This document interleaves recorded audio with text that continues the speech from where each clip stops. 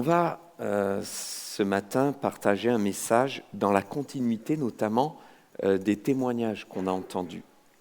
Et je voudrais lire avec vous un premier passage qui s'affiche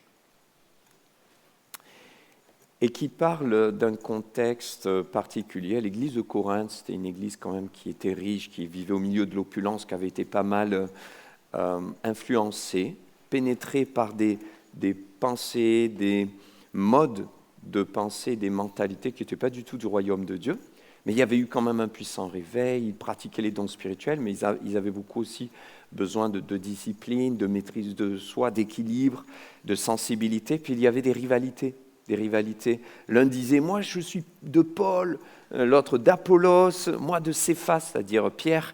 Chacun était là avec son étalon et il y avait des rivalités. Et l'apôtre Paul va leur écrire dans cette première lettre en leur faisant comprendre qu'ils se trompaient de combat. Parce que l'Église est un corps et que nous sommes appelés à être dans l'unité et que, eh bien, mes frères et sœurs, Nathanaël Koudougou en lui-même, en tant que pasteur, il n'est rien. Voilà. Et celui qui est au centre, c'est Jésus. Voilà. On n'a pas, eh bien, à se combattre et avoir des rivalités les uns les autres. Paul leur dit, j'ai planté, c'est vrai. Apollos, a aussi arrosé, mais c'est Dieu qui fait grandir. C'est Dieu qui fait croître. C'est lui qui est la source de toutes choses. Ainsi, ce n'est pas celui qui plante, ni celui qui arrose qui compte, mais c'est Dieu qui donne la croissance. Celui qui plante et celui qui arrose sont égaux et chacun recevra sa propre récompense en fonction de son propre travail. En effet, nous sommes ouvriers avec Dieu. Je croyais qu'il allait y avoir un amen là, ça va, je rembobine, on fait comme si c'est rien passé, d'accord ? Nous sommes ouvriers avec Dieu. Ah, yes. Je ne sais pas si c'est enregistré, mais les gens, ils vont rire là, en regardant la vidéo. Mais bon, on est spontané, hein, c'est en direct, il n'y a pas de... Moi, il me fait vibrer ce verset. Nous sommes ouvriers avec Dieu. Je me dis, mais quelle grâce. Qui es-tu, Nathanaël ? Je ne mérite rien. Et je me dis, Dieu, ouvrier avec moi et travailler avec moi à ses côtés, quelle grâce. Nous sommes ouvriers avec Dieu. Et vous êtes le champ de Dieu, la construction de Dieu. Conformément à la grâce que Dieu m'a donnée, dit Paul, j'ai posé le fondement comme un sage architecte et un autre construit dessus, cependant que chacun fasse attention à la manière dont il construit dessus. Car personne ne peut poser un autre fondement que celui qui a été posé, à savoir Jésus-Christ. Il est notre fondement. On a proclamé l'œuvre de la croix, la mort de Jésus-Christ à la croix dans d'atroces souffrances et l'agonie pour nous pardonner, nous purifier, nous laver de nos péchés en prenant le pain et le vin qui représentent son corps et son sang. Mais on a aussi proclamé la résurrection. Et oui, c'est ça. Prendre le pain et le vin, c'est aussi se rappeler que celui qui est mort est ressuscité. Et s'il est ressuscité, il vit à jamais, il est notre force. Et alors, ma vie n'est plus la même. Ça devrait nous donner le sourire, ça.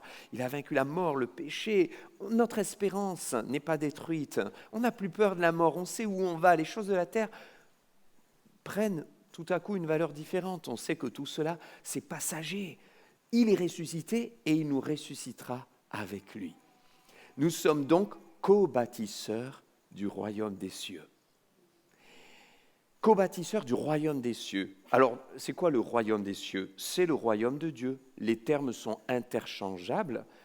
Marc, Luc et Jean utilisent davantage le terme royaume de Dieu, mais l'évangile de Matthieu utilise plus le terme royaume des cieux. Mais c'est une périphrase délicate utilisée par un écrivain inspiré qui était juif et qui s'adressait aux Juifs. Donc quand vous lisez l'évangile de Matthieu, sachez qu'il s'adresse en fait aux Juifs. Voilà pourquoi vous avez beaucoup de détails sur le sabbat, par exemple, sur la loi juive.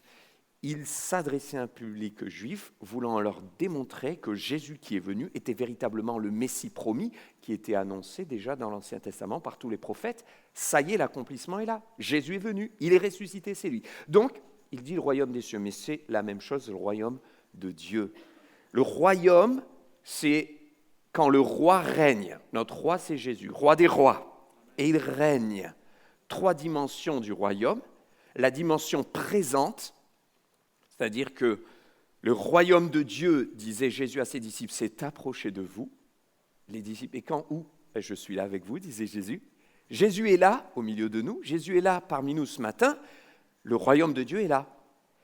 Un témoignage, une guérison, une expérience, une consolation, c'est le royaume de Dieu présent. Dieu a établi son règne, Jésus agit, Jésus guérit, Jésus sauve, Jésus baptise du Saint-Esprit et Jésus revient. Amen. Il y en a 3 qui suivent. Le royaume de Dieu, royaume des cieux, présent, réalité présente. Royaume des cieux, réalité intérieure, deuxième dimension. Le royaume des cieux, il commence dans nos cœurs. Jésus s'était approché des disciples, mais ceux qui l'ont connu, c'est ceux qui l'ont reçu dans leur cœur. Beaucoup de gens l'ont suivi, ont écouté, suivi de loin, ont entendu les discours, les enseignements, ont vu les miracles, ont applaudi, ont même chanté Hosanna, mais pourtant ne seront pas sauvés parce qu'ils ne l'ont jamais vraiment accueilli dans leur cœur comme roi et comme maître. Le roi des rois règne-t-il sur nos cœurs? Le royaume des cieux, c'est d'abord un royaume intérieur où Jésus vient y faire sa demeure. Jésus avait dit à Nicodème, il te faut naître de nouveau, naître d'esprit, naître d'en haut, une nouvelle naissance. Là où Jésus fait sa place, ma mentalité n'est plus la même. Mon regard sur la vie n'est plus le même. Bien sûr, des combats, des difficultés, des erreurs, des échecs, des chutes. Il y en a encore, il y en a même plein, mais peu à peu, le Seigneur nous façonne et nous fait grandir. Le royaume des cieux grandit dans nos cœurs. Il veut établir son royaume au-delà d'une délimitation de territoire physique et spatial. Il veut établir son royaume dans nos cœurs et nos pensées. Troisième dimension, c'est le royaume de Dieu qui sera manifesté et visible lorsque Jésus reviendra. Vous savez que Jésus vient, et il va venir rapidement. Le texte, finalement, littéral, on dit Jésus vient bientôt, mais c'est Jésus va venir rapidement, furtivement. Et ça veut dire qu'il vaut mieux éviter de se dire « quand Jésus reviendra, je réfléchirai si… » Non, non, Jésus dit « je viendrai à la manière d'un voleur ». Je vais venir, tu n'auras pas le temps. En un clin d'œil, allez, on fait l'exercice. 3 secondes, faites un clin d'œil. On y va, 1, 2, 3, clin d'œil. Ça y est, c'est fini. Ça a été rapide, hein? Moi, j'ai vu que 2 personnes faire un clin d'œil. J'ai essayé de regarder, je n'ai pas pu voir plus. Jésus va venir de cette manière-là. Ça va être très rapide. Il faut être prêt. Et quand Jésus va revenir, nous le verrons, son royaume, d'une manière visible, physique, ce sera différent. L'apôtre Paul dira, aujourd'hui, là sur la terre, nous voyons d'une manière floue, hein, c'est la réalité. Même quand le Saint-Esprit nous éclaire, il nous dirige, on ressent des choses, on est dirigé, on perçoit, nos yeux s'ouvrent sur les réalités révélées aussi puissantes et mystères de la parole de Dieu, mais nous voyons quand même d'une manière floue, on tâtonne. L'apôtre Paul lui-même parfois s'est trompé et puis le Saint-Esprit l'a empêché d'aller en Mysie. Il voulait l'amener beaucoup plus loin et il avait prévu d'ouvrir la porte de l'Europe pour l'Évangile à Troas, etc. Et nous le verrons face à face. L'apôtre Paul dit, on voit d'une manière floue, mais quand il viendra, nous le verrons tel qu'il est. Et nous connaîtrons comme il nous a connus. Vous savez que le Seigneur vous connaît? Mieux que vous-même. Hein? Il connaît même le nombre de cheveux qu'il y a sur notre tête. Et pour ceux qui disent « j'en ai plus », eh bien, le Seigneur connaît le nombre de cheveux qui sont tombés de votre tête. Et il connaît même les jours. Et tel jour, il y en avait 154 qui sont tombés. Et puis tel jour, un peu moins. Le Seigneur sait tout. Et c'est biblique, hein, je me moque de personne. Hein. La Bible nous dit qu'il connaît tout cela. Et si le Seigneur le dit, c'est pour nous interpeller, nous sensibiliser au fait qu'il connaît tout. Alors ça ne sert à rien de se cacher, de fuir Dieu comme s'il ne nous voyait pas. Mais le Seigneur, il voit. Et il voit nos pensées, il voit même à l'avance ce qu'on va faire, ce qu'on va penser, ce qu'on va dire. Mais n'ayez pas peur, Dieu est amour. Il veut nous faire cheminer le royaume des cieux. Et nous sommes co-bâtisseurs de ce royaume. Il nous a appelés à bâtir avec lui. Co-bâtisseurs avec Dieu, pour le royaume de Dieu et par le royaume de Dieu. Alors d'abord, avec Dieu, il faut comprendre que Dieu est un bâtisseur. Depuis le commencement, Dieu a bâti son projet, son plan. Alors il a créé l'univers, les cieux et la terre. Dieu savait où il allait. Dieu a créé Adam et Ève. Il a bâti une relation. Dieu construit. Dieu a bâti un peuple, il l'a appelé, il l'a mis à part il lui a donné une mission, une identité. Dieu a bâti un temple, il l'a demandé, et c'est Salomon qui va le construire alors que David pensait le faire. Et son but, c'était d'amener le peuple à l'adoration.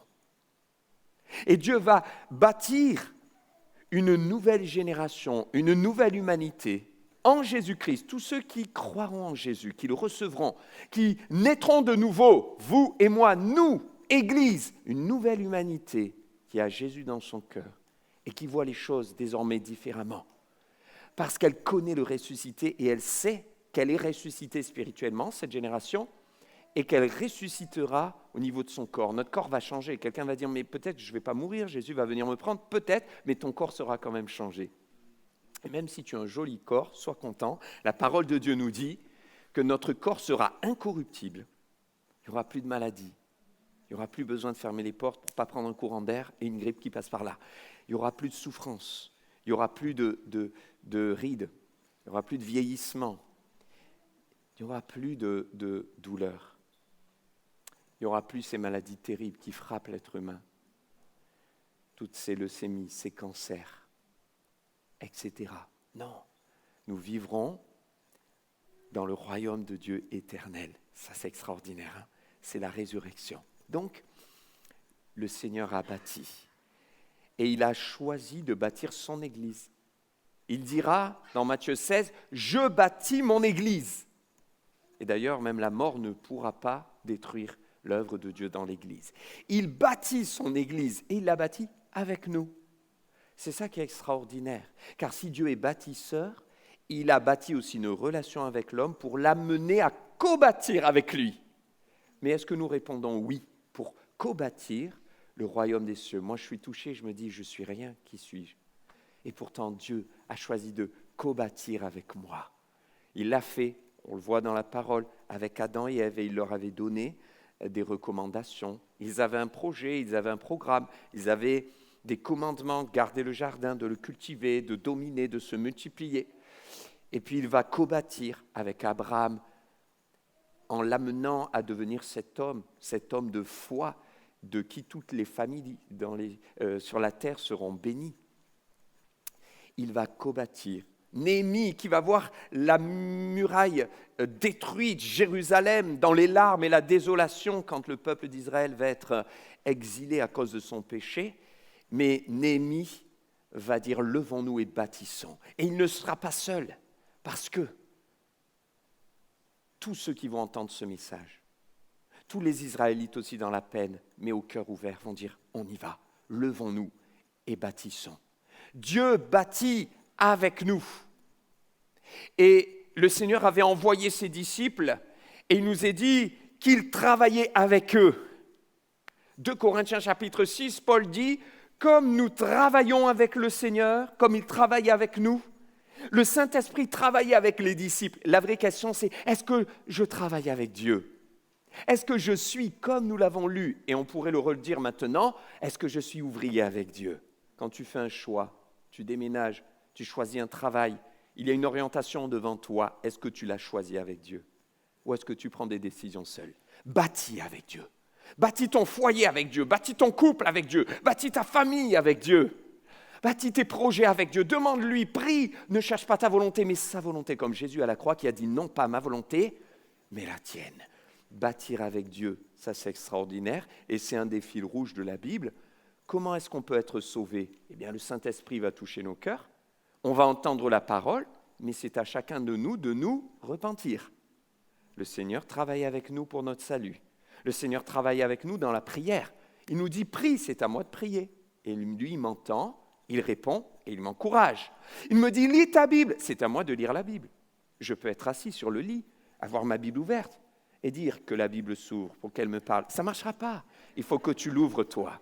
Il faut que tu prennes un stylo, il faut que tu écris, il faut que tu dises « Seigneur, je vais creuser, j'ai ma part à faire ». Le baptême dans le Saint-Esprit, beaucoup de personnes veulent être baptisées du Saint-Esprit, parler en langue, vivre les dons de l'Esprit aussi. Ils disent « Mais pasteur, ça ne vient pas, ça ne tombe pas, quand est-ce que ça vient ?» Mon frère, ma soeur, tu es collaborateur, co-bâtisseur avec Dieu. Tu veux être baptisé du Saint-Esprit? Prie, chante, loue, ouvre la bouche et crois, mets ta foi en action. Reprends les textes de la Bible qui parlent du baptême du Saint-Esprit et tu verras que le Seigneur va honorer car il a dit que cette promesse, elle est pour tous en aussi grand nombre que le Seigneur les appellera. Actes chapitre 2. Sommes co-ouvriers, ouvriers. Et Paul ne dit pas « je suis ouvrier avec Dieu ». Il dit « nous sommes ». Ça veut dire qu'il a compris qu'il n'est pas seul et que nous sommes co-bâtisseurs. Et dans Romains 16, il parle, Priscille et Aquilas, ils l'ont aidé, vraiment. Ça a été magnifique si vous relisez les voyages de l'apôtre Paul, des hommes et des femmes de Dieu, vraiment un couple extraordinaire. Et Paul les appelle mes compagnons d'œuvre. Vous savez d'où vient le mot compagnon? Cum panis, avec le pain, partager le pain. Alors nous, aujourd'hui, dans notre monde occidental et puis société de consommation, bon, tiens, on va manger ensemble, bon. Mais partager le pain à l'époque, c'est partager la vie parce que la vie est le pain. Le pain est la vie. D'ailleurs, Jésus est le pain de vie. Et partager le pain, c'était fort. Et nous sommes compagnons d'œuvre, dit Paul. Ils ont été mes compagnons d'œuvre. Vous savez ce que ça veut dire? Ça veut dire qu'ils ont pleuré ensemble, ils ont ri ensemble, ils ont travaillé ensemble, ils ont persévéré ensemble, ils ont prié ensemble. Ce n'était pas juste le fait d'être l'un à côté de l'autre dans la même salle. Il y avait quelque chose de fort et le terme grec dit « synergos ». Nous sommes compagnons d'œuvre, synergos, qui a donné synergie, en synergie. C'est vraiment une question de cœur, d'un même cœur. On retrouve les textes et les enseignements de Paul. Et donc le corps qui a une harmonie et qui est en synergie. Si mon pied droit décide d'aller vers Anaël et mon pied gauche vers Hervé, il va y avoir un vrai problème. Surtout pour moi, parce que je ne suis pas souple. Il faut que le corps soit en synergie, on va ensemble. On peut sourire, on peut dire c'est une anecdote, mais mes frères et sœurs, il faut le mettre en pratique. Ça veut dire que nous sommes tous des membres. Est-ce qu'on travaille ensemble? Est-ce qu'on travaille dans la même direction? Travailler dans la même direction, ça va être l'amour, l'unité, le respect les uns des autres. C'est éviter que ma langue divise, critique, parce que ça, c'est mettre deux membres en direction opposée. Compagnons d'œuvre, cum panis, synergos, on est ensemble. Ça, c'est merveilleux. David l'a vécu. Il a eu des vaillants hommes qui ont dû l'aider. Et à la fin de sa vie, quand il n'avait plus de force, c'est eux qui sont allés battre les frères de Goliath. Lui, il avait fait le premier, mais après, il n'avait plus la force. Néhémie ne pouvait pas seul rebâtir toute la muraille. Vous savez, vous pouvez avoir un pasteur, même le meilleur du monde, il ne pourra jamais rien faire tout seul. Il a besoin des frères et sœurs, et on a tous besoin les uns des autres. Moïse, ce grand libérateur, a eu besoin d'Aaron. Vous connaissez ce passage où Moïse disait « mais j'ai la langue embarrassée ». Peut-être, certains théologiens pensent qu'il bégayait, en tout cas il avait la langue embarrassée, il avait du mal à parler, et Dieu lui dit « tu vas libérer mon peuple ». À l'époque, le peuple d'Israël, c'est entre 400 000 et 600 000 personnes. Donc pour quelqu'un qui bégaye, vous comprenez. Et puis en plus, ce peuple avait rejeté Moïse.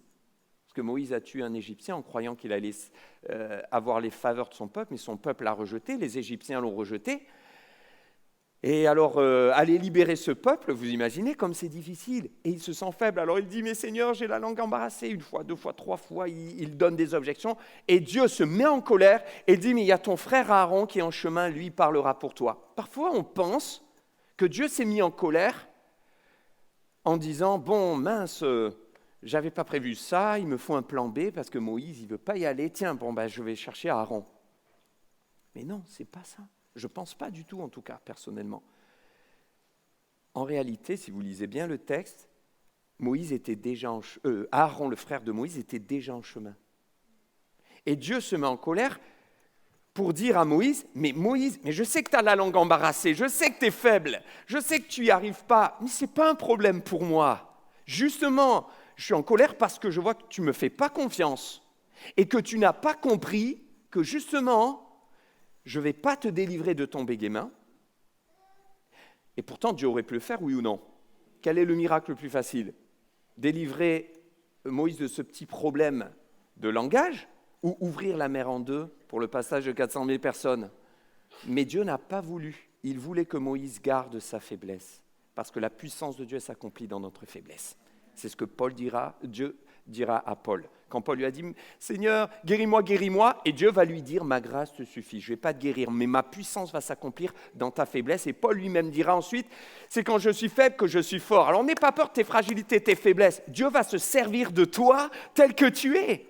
Le but de Dieu, ce n'était pas de faire de Moïse un Superman, tout le monde allait l'aduler, le glorifier. Non, c'est dire « Tu as une faiblesse, t'inquiète pas, j'ai prévu le coup, je suis en colère que tu ne comprennes pas, que je ne veux pas faire de toi un Spiderman, un Superman, mais j'ai prévu que tu travailles en équipe. » Dieu avait déjà prévu qu'il travaille avec Aaron. Et Dieu voudrait qu'on comprenne qu'il a prévu qu'on travaille ensemble. Vous êtes d'accord avec ça? Et comme on a dit, travailler ensemble, c'est plus qu'être assis l'un à côté de l'autre. Il faut partager le cœur. Alors, on fait un exercice pendant 2 minutes. Mais avant, je donne des recommandations. Je sais qu'il va y avoir du bruit. Mais vous savez que dans la Bible, il y a des bruits divins. Quand le Saint-Esprit a saisi les disciples, il y eut un bruit venant du ciel. Donc, il y a des mauvais bruits, mais il y a des très bons bruits. Les bruits qui unissent. Et ce bruit venant du ciel est venu, il a rempli toute la maison, ils ont été remplis du Saint-Esprit, ils ont parlé en langue, etc. Donc, vous savez quoi? Je vous propose de juste parler avec quelqu'un autour de vous que vous ne connaissez pas ou peu, simplement vous présenter, on prend 2 minutes, et dire d'où vous venez ou pourquoi, et pourquoi... Attendez, oui, il y en a qui commencent. Je savais... Bon, j'avais dit deux, trois consignes. Vous dites, qu'est-ce qui a fait que vous êtes là? Voilà, comment Dieu a touché votre cœur. Mais alors, il faut partager la parole, il faut éviter d'être trop bavard, hein, parce que ça va durer juste 2-3 minutes. Prenez 1 minute et vous la donnez à l'autre. C'est parti, on y va.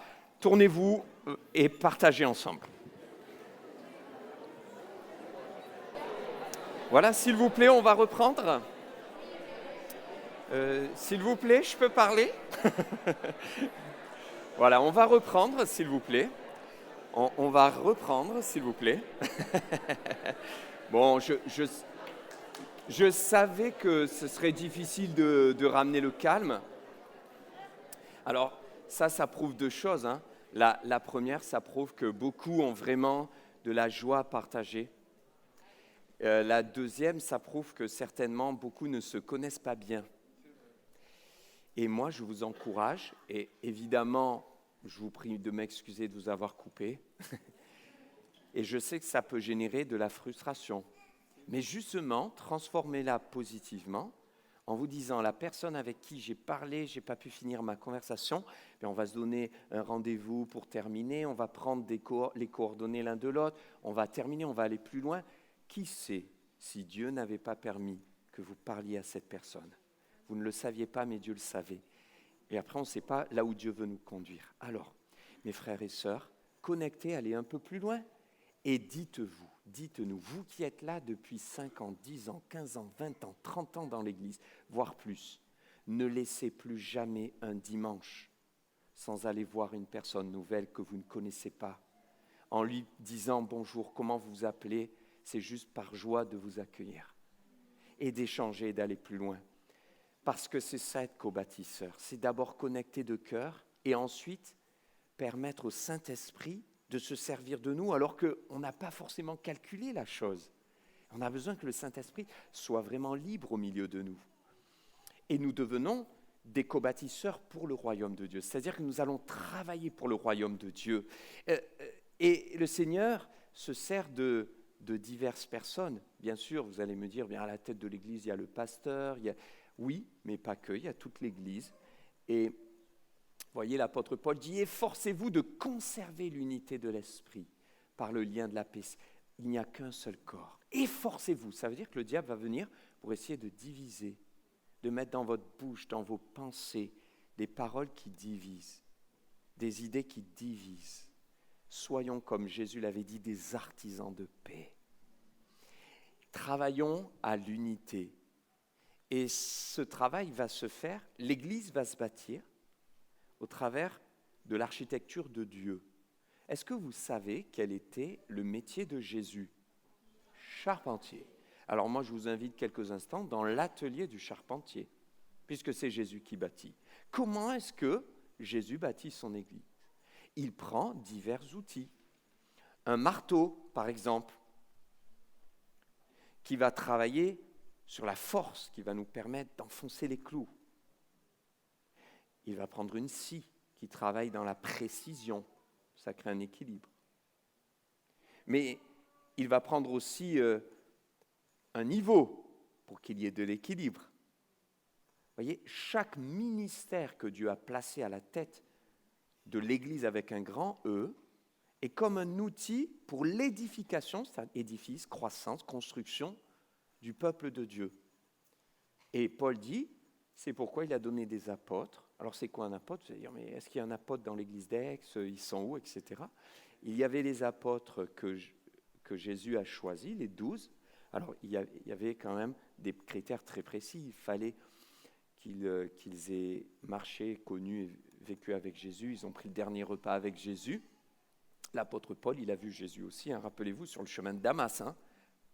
Jésus ressuscité, mais il l'a vu.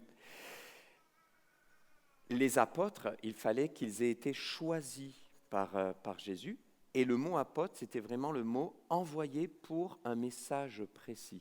Mais ensuite, donc, ce mot a été utilisé pour bien d'autres personnes qui n'étaient pas n'importe qui étaient envoyés pour une mission précise, mais qui étaient apôtres, hein, comme par exemple Andronicus et Junias. On en a plusieurs dans la parole de Dieu. Et donc, ces apôtres vont fonder, implanter, édifier l'Église. Donc l'Église avec un grand E a besoin d'apôtres pour implanter des églises, pour les fonder, pour les édifier. Des prophètes. Le prophète du Nouveau Testament, dans l'alliance dans laquelle on est, en Jésus-Christ, n'est pas du tout le même prophète que les prophètes dans l'Ancien Testament. Les prophètes dans l'Ancien Testament étaient un peu comme les intermédiaires, les porte-paroles de Dieu. Mais dans le Nouveau Testament, eh bien, Jésus est le prophète parfait. Il est le seul et unique médiateur entre Dieu et les hommes. Mais il y a quand même des prophètes, c'est écrit. Mais ce ne sont pas les mêmes. On peut dire que le prophète dans l'Ancien Testament va nous donner un guide pour comprendre à peu près ce que peut être un prophète aujourd'hui, parce qu'évidemment, là on se dit, mais qui a le titre de prophète? Le prophète, c'est celui, pour moi, qui est comme... C'est une personne de réveil, qui va réveiller le cœur du peuple de Dieu, attiser, garder la flamme, et qui a dans son ministère eh bien cette orientation aussi, où Dieu peut lui révéler des choses, mais ce n'est pas révéler la vie des uns des autres. Tiens, demain, tu vas manger un croissant au sésame. Non, ça n'a rien à voir. Mais c'est plutôt pour l'édification du corps de Christ, pour la croissance de l'œuvre de Dieu, pour avertir de ce qui va se passer afin que les gens se préparent au retour du Seigneur. Et encore une fois, on retrouve le point commun pour ramener les cœurs des hommes au cœur de Dieu. Un peu comme l'Ancien Testament, mais différemment. Ce qui fait que cette partie prédiction, elle est petite. Hein, vous voyez dans le Nouveau Testament, par exemple, il est parlé du prophète Agabus. Bon, Agabus, mais il n'y a que 2 fois hein, qu'il est mentionné comme ayant donné une révélation de ce qui allait se passer, mais ce qu'il a dit, c'est arrivé. Ce n'est pas un faux prophète, c'est un vrai prophète. Donc il faut éprouver aussi. Il a parlé d'une famine qui arriverait, et il a dit qu'il faut récolter des fonds pour subvenir à l'église de Jérusalem, qui était d'ailleurs une église assez pauvre quand même à l'époque. Et après, c'était aux hommes d'agir. Donc, il va ensuite révéler que Paul allait être emprisonné.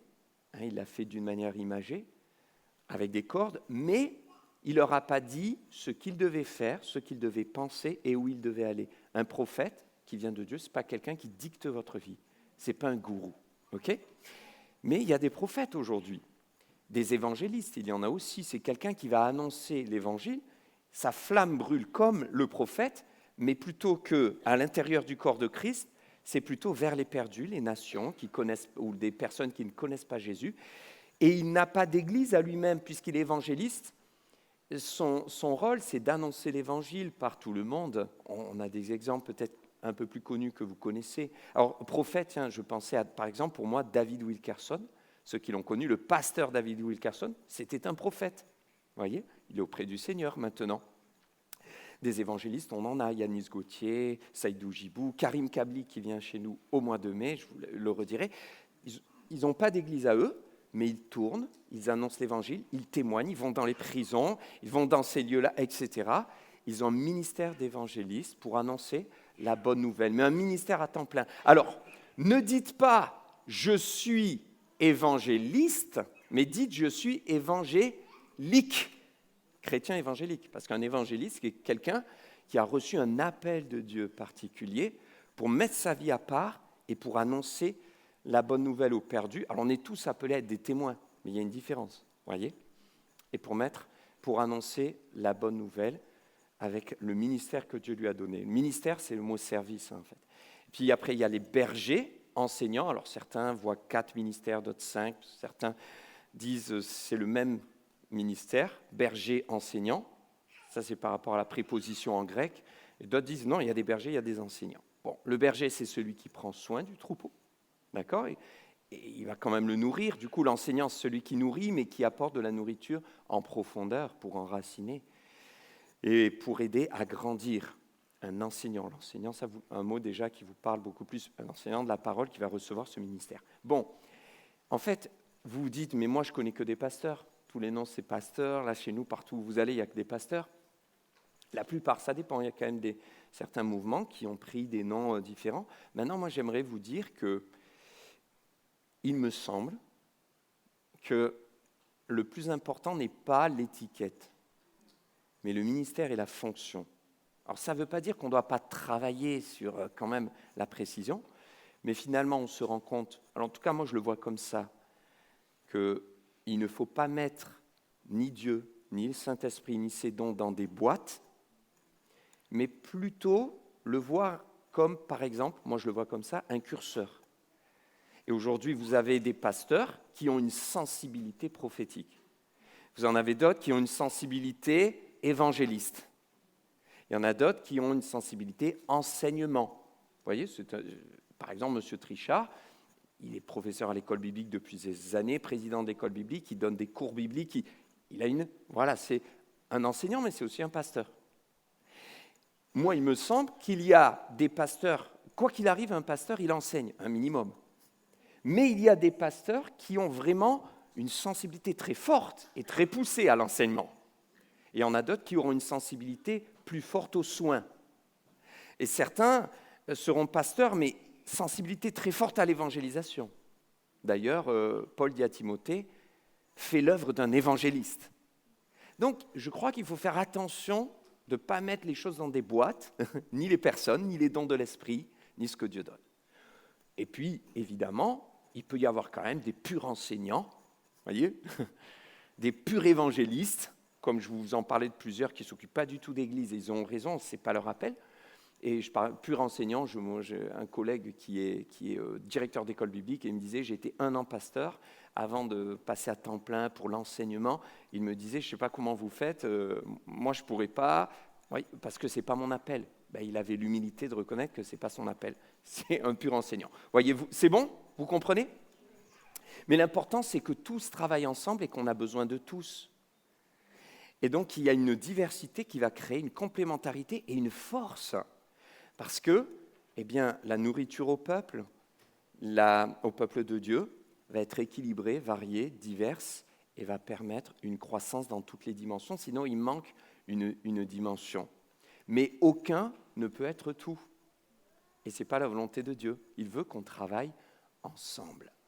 Et vous allez dire, oui, mais moi, je ne suis pas forcément apôtre, pasteur, évangéliste, enseignante. Eh bien, Dieu travaille, regardez, il a fait pour former les saints aux tâches du service, l'édification du corps de Christ. En fait, on est tous appelés à être ensemble. Et tous les croyants peuvent utiliser aussi leurs dons. Et regardez ce qu'il dit un peu plus loin. En effet, à l'un est donné par l'Esprit une parole de sagesse. N'importe qui là peut exercer une parole de sagesse. Alors, une parole de sagesse, ce n'est pas avoir de la sagesse. Avoir la sagesse, c'est super, tant mieux. Il en faut dans les situations. Mais une parole de sagesse, c'est ce que l'Esprit de Dieu peut vous donner à un moment précis pour une situation et qui va débloquer ou qui va amener un conseil précieux pour débloquer une situation. C'est un exemple. Parole de connaissance, c'est pareil, c'est pas avoir la connaissance biblique. Ça, il le faut. Et ça, c'est du travail, c'est de la persévérance. Mais le Saint-Esprit te donne, c'est un don, charisme, une parole tout à coup de connaissance qui peut révéler quelque chose pour aider une personne, pour encourager, pour amener au salut ou autre. selon le même esprit. Un autre, la foi. Là, c'est pareil, on est tous appelés à marcher par la foi. Mais là, le don de foi, le charisme de foi, si on reprend le terme, c'est une grâce, eh bien, c'est une mesure de foi particulière que Dieu donne à un moment donné à quelqu'un pour une situation précise. Parce qu'il en a besoin. On a plein d'exemples dans la parole de Dieu. Les dons de guérison, c'est au pluriel. Les dons de guérison, je précise, ce n'est pas le don de guérison. Personne n'a le don de guérison. Hein. Vous allez dire, mais pasteur, c'est écrit. Non, attendez. Personne n'a un don permanent qu'il a reçu comme une baguette magique et qui fait de lui du jour au lendemain un guérisseur. Mais non. Ça, c'est la sorcellerie dans le monde.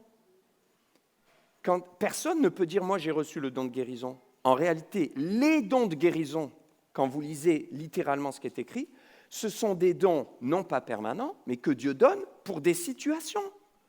On peut l'exercer un jour et ne plus l'exercer après. Ce n'est pas un don permanent. Vous prenez l'exemple de Paul, qui a ressuscité Eutychus, mais qui n'a pas pu lui-même être guéri de sa propre maladie, et bien d'autres situations. Pierre et Jean devant le temple, don de guérison, aussi discernement, don de foi. Ils ont vu que ce boiteux avait la foi pour être guéri, et ils vont dire, lève-toi et marche. C'est un don de guérison qui manifeste à ce moment-là. Mais il n'a pas fait ça avec tous les boiteux qu'il a croisés. Dieu lui a donné, c'est l'Esprit qui donne à qui il veut, quand il veut. Et heureusement, sinon ça ferait des gens orgueilleux qui pensent qu'ils sont guérisseurs, et ça amènerait la gloire à l'homme, et ça amènerait des foules, malheureusement ça existe encore aujourd'hui, à dire « Ah tiens, tel a un don de guérison, vite, il faut aller là-bas ». Et on va chercher un homme et non le Seigneur. Et on se trompe complètement de combat. Non, le Seigneur peut utiliser n'importe qui pour exercer un don de guérison. Par exemple, si je vous prépare et je vous offre un bon gâteau au chocolat, vous allez faire quoi ? Vous allez le manger. Voilà, il y en a 4 qui le mangent et il y en a d'autres qui n'ont pas confiance en ma cuisine. Je retiens, j'ai vu vos regards médusés, mais c'est pas grave. Merci Nathalie, toi tu mangeras mon gâteau. Elle mange mon gâteau, Nathalie. Mais une fois qu'il est mangé, il faut en faire un autre. Qui c'est qui a dit qu'il faut en faire un autre ? C'est Sophie. Mais c'était une blague, je ne vais pas vous faire des gâteaux au chocolat les uns les autres. C'est ça. Je l'ai, il en faut un autre. On peut exercer un don de guérison, mais ce n'est pas une baguette magique, je me balade avec. Tiens, j'ai le don de guérison, qui va être guéri ? Non. Après, Dieu donne quand il veut, comme il veut, il faut être sensible à l'esprit. Et puis après, il y a tous les autres dons. Je n'ai pas le temps de parler de tous les dons, on le fera une autre fois. Les dons de prophétie, rapidement, tous peuvent prophétiser. Tu vois, tu peux participer à l'édification, tu peux être co-bâtisseur. Comment ? Prie le lundi, prie le mardi, dis Seigneur, inspire-moi, ouvre ta bouche, ose, prends la victoire. Dieu veut se servir de toi. Le diable, vous savez ce qu'il veut ? Il veut une chose, que les chrétiens se taisent dans l'église, que les chrétiens se taisent dehors. C'est ce qu'il a fait. Relisez le livre des Actes, on pourrait le résumer ainsi. Et le Saint-Esprit a saisi les disciples et ils ont le courage de dire on va parler de Jésus. Et on va annoncer la résurrection même si on nous persécute. Nous, on n'est pas persécutés et on n'ose pas. Ose, dis Seigneur, saisis-moi et aide-moi, parce que le Seigneur va se servir de toi. Et des témoignages, j'en ai à l'appel de gens qui ont été encouragés par une prière, par un don spirituel, don de prophétie. C'est une parole que vous recevez, vous donnez, vous sentez que Dieu vous demande de donner un message. Il y a aussi le parler en langue, une parole en langue qui va être interprétée parce que c'est un message qui est différent du parler en langue personnelle dans mon culte personnel où je m'édifie moi-même, je me fais du bien moi-même, le Saint-Esprit agit en moi. Quand je parle en langue, je ne sais pas ce que je dis, je sais juste que le Seigneur sait et je suis juste envahi de sa présence. Mais voyez-vous, on travaille tous ensemble. Il y a les anciens, ceux qui prennent soin du troupeau localement aussi. Bon, dans la Bible, le mot ancien, là aussi, il est différent. Un ancien, ce n'est pas quelqu'un en âge qui est âgé. C'est différent. C'est au sens spirituel. Après, ancien, évêque, la parole de Dieu en parle, mais vous savez que le terme est piégé. Il est piégé parce qu'avec l'histoire de l'Église, si aujourd'hui je vous dis évêque, vous allez avoir une représentation qui est erronée, qui est différente de ce que la parole de Dieu nous présente. C'est pour ça qu'on ne peut pas du jour au lendemain changer tous les noms au nom de revenir à ce qui était écrit. Il y avait un contexte, il y avait une culture. L'important, c'est de comprendre le sens, le fond, et de réaliser qu'il y a divers ministères et qu'on peut tous travailler ensemble. Et voyez, dans Romains 12, il est parlé d'autres dons qu'on tait un peu trop souvent, dans le diaconat, le don d'encourager, la générosité. Il y a des gens, ils ont peu de temps, mais ils ont reçu cette générosité, ce don. Et Dieu les utilise, le zèle, la compassion, la miséricorde, la bienveillance, qu'ils le fassent avec joie. Vous avez tous reçu. La question, c'est sommes-nous des co-bâtisseurs ? Sommes-nous prêts, comme Néhémie l'a dit au peuple, à nous lever ? Levons-nous et bâtissons. On édifie le corps de Christ, ça veut dire qu'il se renforce, il s'encourage, il s'édifie comme un édifice qui monte. Et en même temps, on travaille à l'extérieur. C'est pour l'évangélisation. Co-bâtisseurs pour l'intérieur, co-bâtisseurs pour l'extérieur. Trop souvent, et pendant des années, des siècles, l'Église s'est refermée sur elle-même. Et on se dit, je vais à l'Église. Mais l'Église primitive, ce n'était pas ça. C'était on sort de l'Église. Ce n'est pas dans l'Église que tu vas évangéliser. Bien sûr, on peut inviter des personnes. Mais le but, c'est de pouvoir être des témoins là où Dieu nous envoie. Et Dieu a même utilisé la persécution qui a amené une dispersion. Cette dispersion a amené un essaimage, un grain à droite, un grain au nord, un grain en Galilée, un grain au sud, un grain à l'est, un grain à l'ouest, un grain en Samarie. Tac, tac, tac, tac, tac. Persécution, dispersion, multiplication.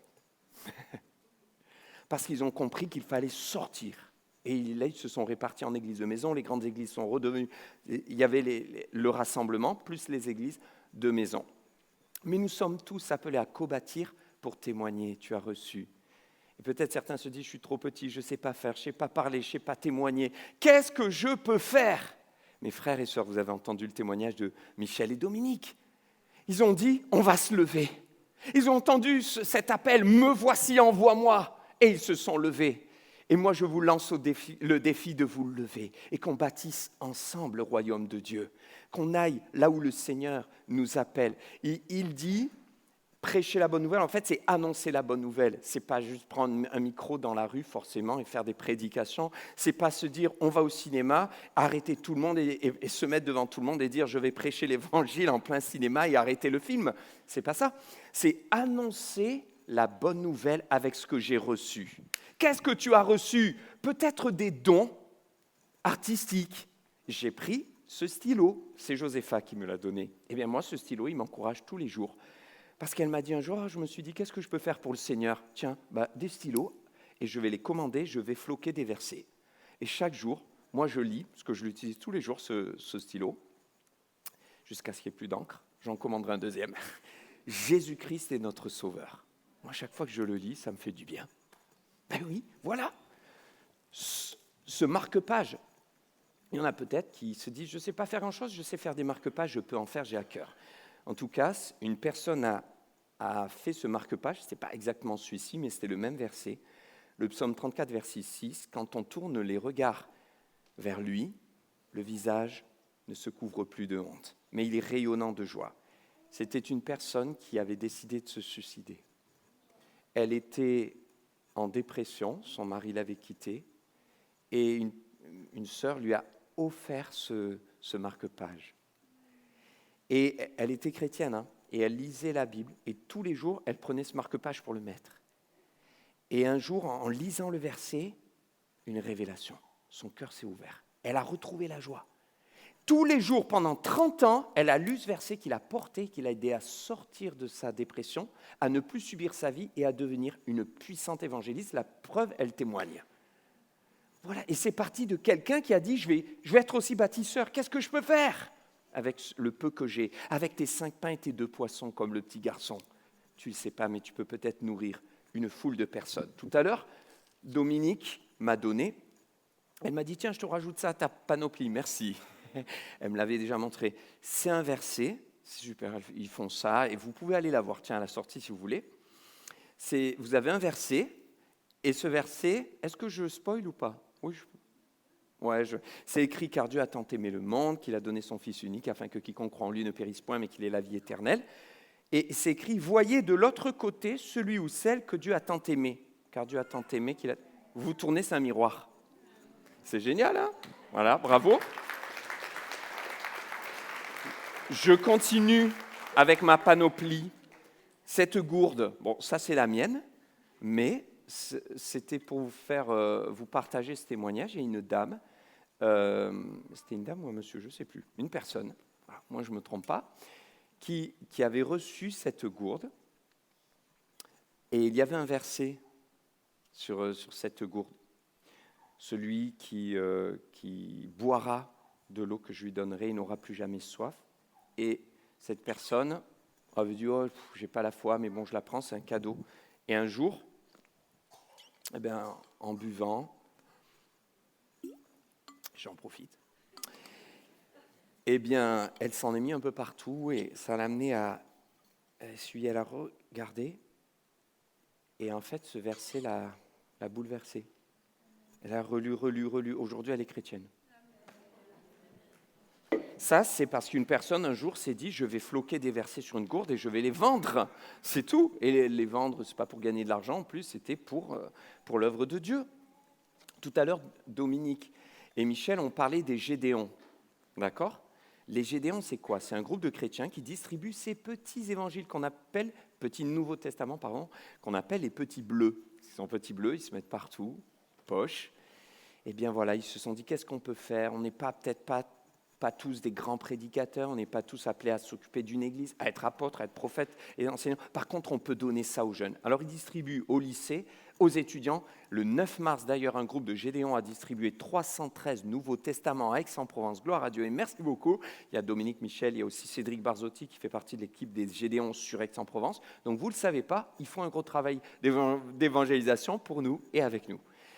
Eh bien, moi, mon père qui a été Gédéon pendant très longtemps, bon, il n'est pas dans cette ville, hein, il n'est pas ici. On partage, on a souvent partagé beaucoup de témoignages. Un jour, il m'avait donné un livre entier. Alors, il y a un témoignage, moi, que j'ai vraiment aimé, qu'ils ont vécu. À la sortie d'un lycée, un des chrétiens Gédéon donne cet évangile, ce Nouveau Testament, et puis il y en a un qui le prend, qui le rejette. Le deuxième, il dit « Oh non, j'en veux pas ». Et le troisième, il était là, il dit « Non, mais attendez, regardez, on va s'amuser ». Il s'approche, il dit « Moi, je le veux ». Donc le chrétien était tout content. Il le prend, et là, il se moque de lui, et il le jette dans la poubelle. Il y avait un container, et il le jette pour le mépriser. Sauf qu'à l'intérieur de la poubelle, il y avait une personne sans domicile fixe qui dormait. Et il l'a reçu sur la tête. Il s'est réveillé. Wow. Adresse de l'église. 3 semaines après, il était dans l'église. Aujourd'hui, il est chrétien. Et Dieu lui a donné une vie stable, un travail, une épouse. Il est marié, il a eu des enfants. Dieu a changé sa vie.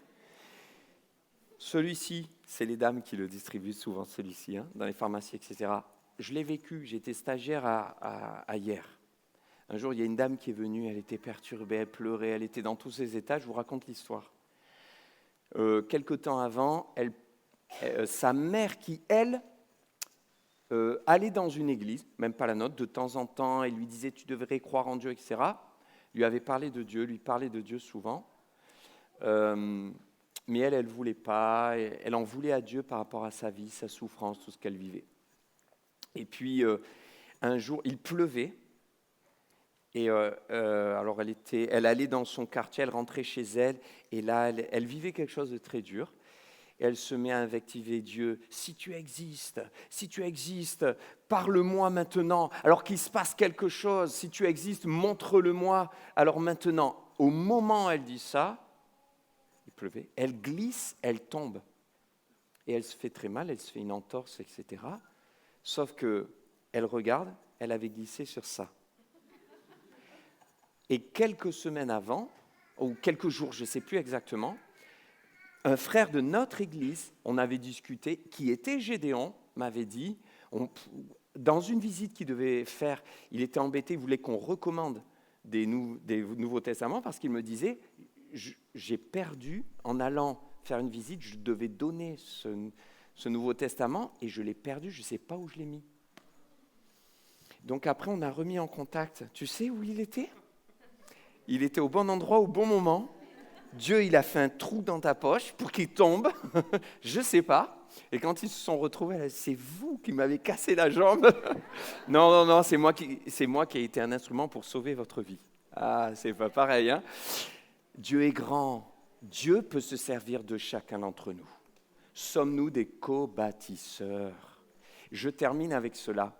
Co-bâtisseurs, on a dit, avec Dieu, pour le royaume de Dieu et par le royaume de Dieu. C'est-à-dire que le royaume de Dieu, c'est quand le Saint-Esprit est dans nos cœurs. Et tu ne peux pas construire pour le royaume de Dieu si ce n'est pas le royaume de Dieu qui t'anime. On ne peut pas servir Dieu sans Dieu. Du moins, on se méprend. Et combien de personnes servent Dieu sans Dieu? En réalité, au lieu de servir Dieu, ils se servent eux. Tu ne peux pas servir Dieu avec la colère. Tu ne peux pas servir Dieu en ayant de la méchanceté. Pour Dieu, c'est zéro, même si ton service va être humainement de qualité.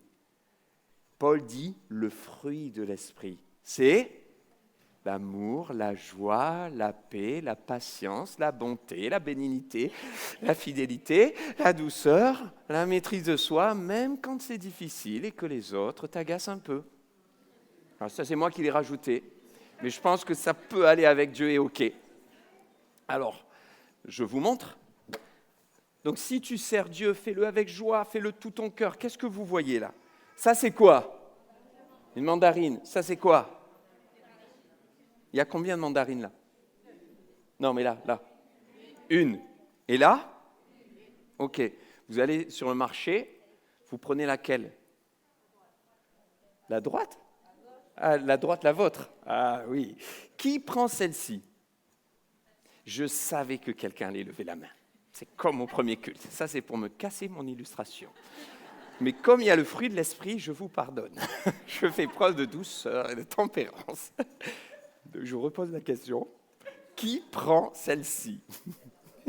Personne, on ne la prend pas. Pourquoi? Parce qu'il manque un quartier. Bon, c'est une orange, un quartier. OK. Pourtant, il n'y a qu'un fruit. Mes frères et sœurs, c'est écrit, c'est clair, c'est net, c'est dans l'original, c'est tout ce que vous voulez. Le fruit de l'esprit, le fruit. Il y a combien de fruits? Un seul. Il n'y a pas plusieurs fruits de l'esprit. Il y en a qui vont dire, mais c'est pareil, il faut les fruits de l'esprit, l'amour, la joie. Non, c'est pas pareil, c'est sérieux. Pourquoi? Parce que si c'est le fruit et qu'il me manque quelque chose, ça donne ça. Et personne ne voudra le manger. Donc tu ne peux pas dire, moi, j'ai la paix, mais je n'ai pas la patience. Ah bon? Ah non, c'est soit tu as tout, soit personne ne le voudra. Okay? Donc quand le Saint-Esprit vit en toi, il va développer tous les quartiers. Et s'il y a un quartier de l'orange, de la mandarine, qui n'est pas développé, il va falloir vraiment y travailler, parce que notre but, c'est de porter du fruit afin que les autres mangent du bon fruit, n'est-ce pas? Et puissent se régaler, être bénis et être touchés, encouragés.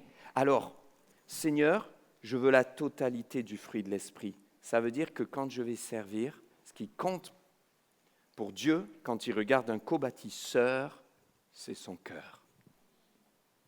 Si tu témoignes aux autres pour leur dire « Tu vas aller en enfer, race de vipère !»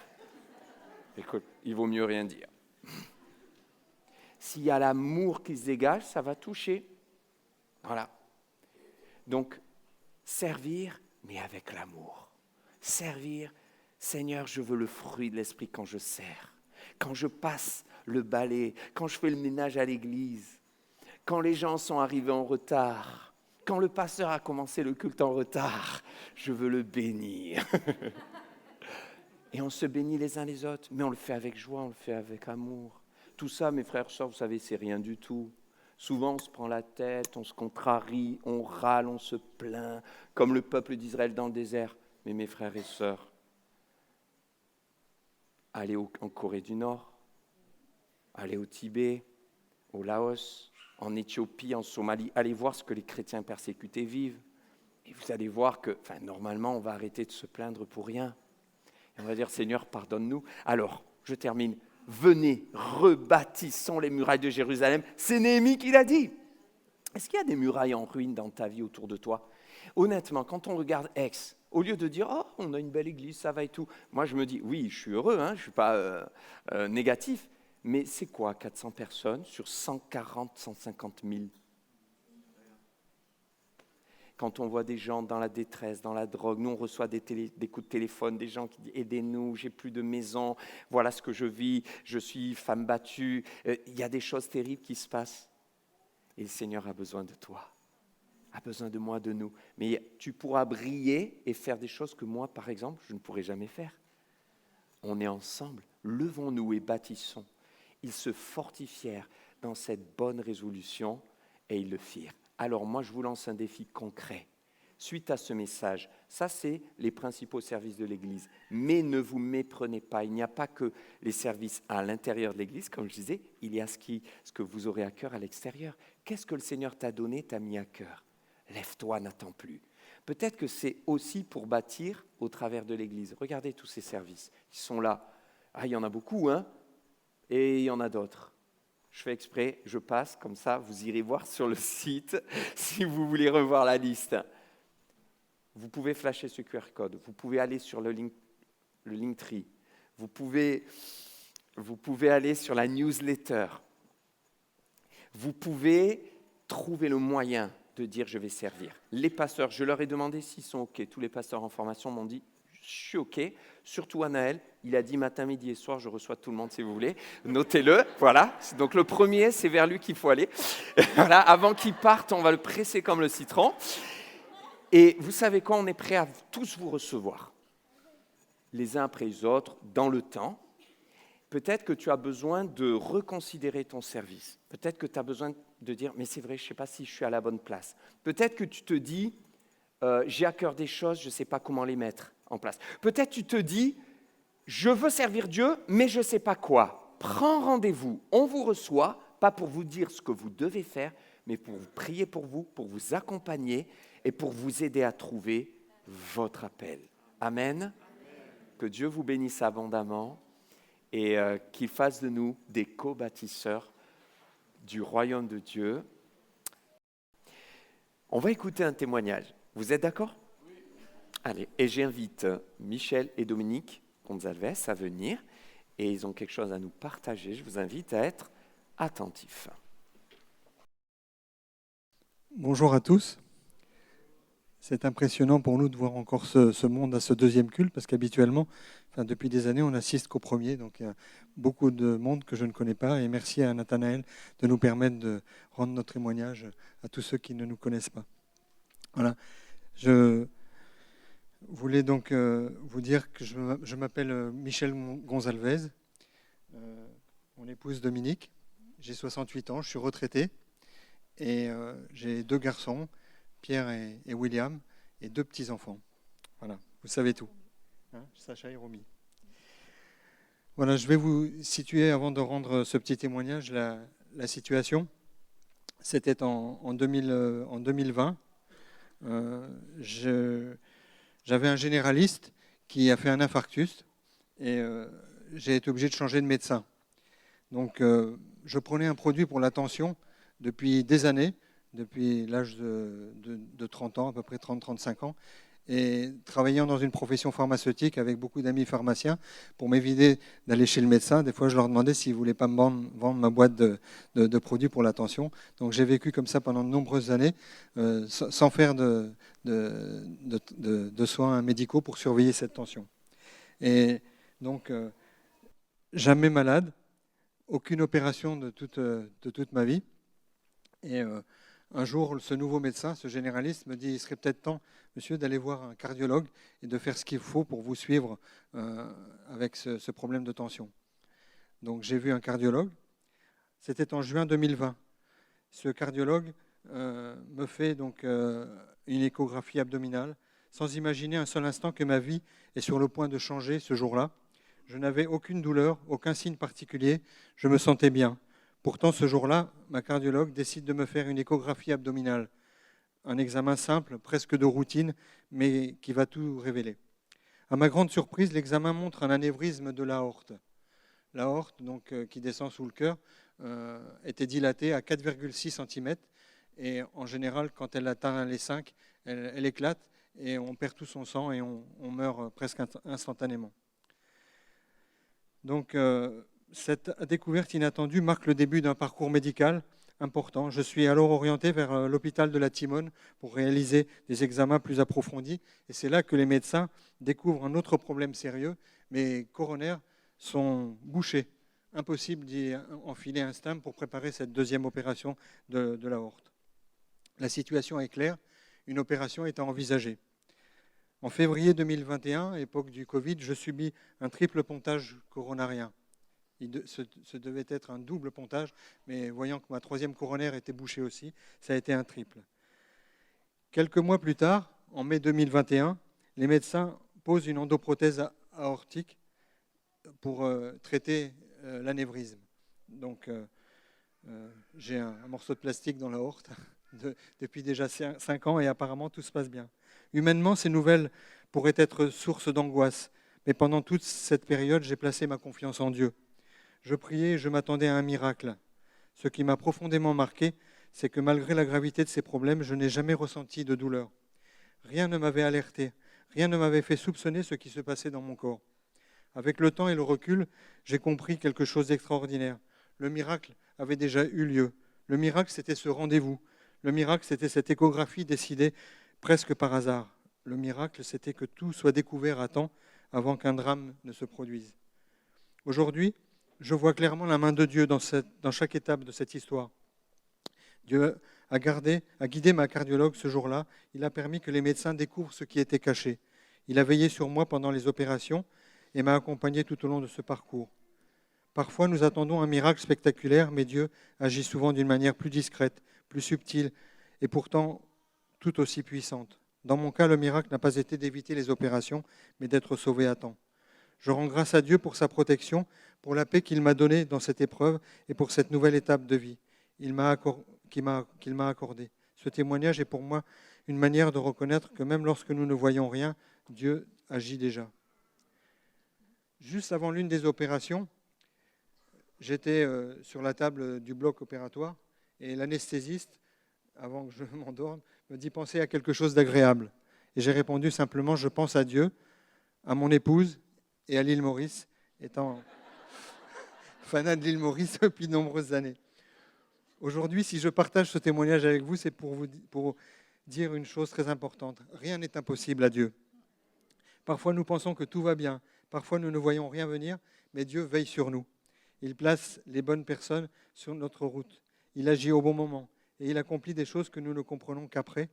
La Bible nous dit, dans le psaume 121, au versets 7 et 8, « L'Éternel te gardera de tout mal, il gardera ton âme, l'Éternel gardera ton départ et ton arrivée, dès maintenant et à jamais. » Et aussi dans Ésaïe 41, verset 10, « Ne crains rien, car je suis avec toi.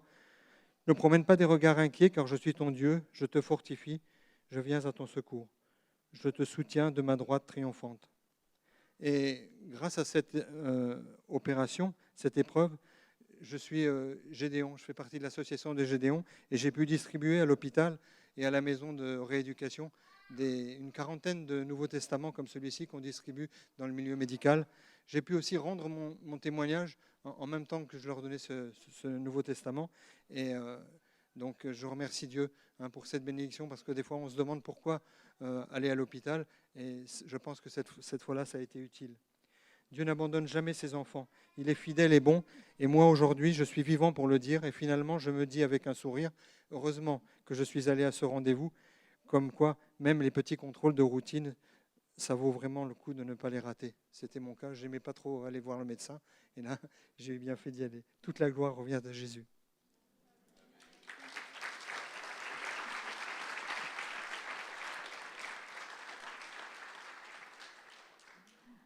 Merci Nathanaël pour cette opportunité qu'on puisse donner notre témoignage, que ce soit ici, que ce soit ce matin, que ce soit en ligne avec nos frères et sœurs de l'île Maurice ou de Rodrigue. Voilà, donc je suis fière de rendre mon témoignage. Gloire à Dieu. Alors depuis quelques années, c'est vrai que nous partageons notre vie entre la France et l'île Maurice, où nous passons environ 6 mois chaque année. Beaucoup de personnes imaginent que le Maurice, c'est uniquement les plages paradisiaques, avec les plages magnifiques, ces lagons turquoises, les beaux hôtels luxueux, mais pourtant derrière cette image de carte postale se cache aussi une autre réalité. plus discrète mais bien présente, la pauvreté, la drogue et les difficultés des familles. Sur cette île qui mesure 45 km par 65, il y a 12 prisons. Cela rappelle combien de besoins spirituels et humains y sont importants. À Maurice, nous avons la joie de fréquenter une église dont le pasteur est d'Aram Modou, accompagné de son épouse Hilda, dont les enfants sont dans cette église, Kelvin, Ashwin, Claudia, ainsi que le petit Isaiah. Leur accueil chaleureux, leur amour pour le Seigneur et leur dévouement pour l'Évangile sont pour nous une grande bénédiction. Chaque fois que nous arrivons, nous avons la joie de retrouver une véritable famille spirituelle. Mais lorsque nous partons à Maurice, nos valises sont un peu particulières. Elles ne contiennent pas seulement les vêtements pour 6 mois, mais aussi un trésor très précieux, de nombreux petits livres, des petites Bibles bleues, des Gédéons en français, en anglais. Michel donc est Gédéon, moi je suis auxiliaire de Gédéon. C'est pour nous un privilège de pouvoir participer, même modestement, à la diffusion de la parole de Dieu. Ainsi, au fil de nos journées, nous distribuons ces Bibles aux personnes que nous rencontrons. Des pompistes, ça a été on s'est mis cette idée de mettre à toutes les pompistes de Maurice des petits bleus, des pompistes dans les stations-service, les policiers ou simplement des personnes croisées sur notre chemin. Nous emportons également les Nouveaux Testaments, achetés à Biblia ou personnel, que nous distribuons parfois lors des visites en porte-à-porte ou certains quartiers défavorisés et bidonvilles. Ces moments sont souvent simples mais profondément touchants. Un sourire, un regard reconnaissant, quelques mots échangés, peut-être une vie que Dieu touchera à travers sa parole. Grâce à Pierre, notre fils, nous avons également eu l'opportunité de participer à une belle émission spéciale Saint-Valentin dans les studios de la MBC, une chaîne indienne très regardée à Maurice. Pour nous, c'était une expérience surprenante et une occasion que nous n'aurions jamais pu imaginer. Pendant cette émission, nous avons pu offrir quelques petites Bibles à certaines personnes présentes sur le plateau. Leur joie était sincère et touchante. Ce sont des petits livres, faciles à glisser dans une poche, dans un sac, mais ils contiennent la parole de vie. Le présentateur lui-même n'arrêtait pas de nous remercier pour ce cadeau qu'il qualifiait de magnifique. On sentait que ce geste le touchait profondément. Et au moment de conclure l'émission, il nous a regardés avec un grand sourire et nous a dit que ces paroles simples, mais remplies de sens, mais que Dieu vous bénisse tous les deux. À cet instant, nous avons ressenti une profonde reconnaissance dans nos cœurs, car nous savons que ce n'est pas nous qui faisons l'œuvre, mais Dieu qui prépare les cœurs et qui ouvre les portes parfois là où on ne s'attend pas. Nous avons également la joie de voir l'œuvre de Dieu avancer à Maurice. De nombreuses personnes donnent leur vie au Seigneur et les baptêmes ont lieu dans l'océan Indien. Ces moments sont particulièrement émouvants. Voir des hommes et des femmes témoigner publiquement de leur foi dans ce décor magnifique de l'océan est toujours un moment fort qui nous rappelle la puissance de l'Évangile, et tout ça devant les touristes. Même lorsque nous sommes à l'île Maurice, nous ne vous oublions pas, les frères et sœurs d'Aix-en-Provence. Vous êtes dans nos pensées et dans nos prières. La distance ne change rien à l'amour fraternel qui nous unit dans le Seigneur. Nous savons que nous faisons tous partie du même corps, appelés chacun à servir là où Dieu nous place. Ces expériences nous rappellent combien il est important de rester disponible pour le Seigneur, même dans les petites choses. Une Bible donnée, une parole d'encouragement, une rencontre inattendue. Dieu peut utiliser chacun de ces moments pour toucher une vie. Et souvent, cette parole résonne dans notre cœur comme un appel personnel. Dans Ésaïe, chapitre 6, verset 8, « J'entendis la voix du Seigneur disant, « Qui enverrai-je et qui marchera pour nous ?» Je répondis, « Me voici, envoie-moi. » C'est simplement ce que nous désirons, être disponibles pour répondre à cet appel là où Dieu nous place, que ce soit en France ou à Maurice. Voilà, je voulais aussi vous dire que, vous rappelez peut-être l'année dernière, on avait fait une petite expo de petits tableaux qui avaient été vendus. Donc on avait pu acheter du petit matériel de sono et qui ont été utilisés là-bas à l'église. Et il restait encore un peu d'argent. Ça a permis, grâce à vous, que les chrétiens de notre petite église aient un cadeau à Noël. Voilà. Et je vous remercie beaucoup. Parce que le salaire moyen à Maurice, c'est 300 € par mois. Voilà. Que Dieu vous bénisse et merci encore Nathanaël.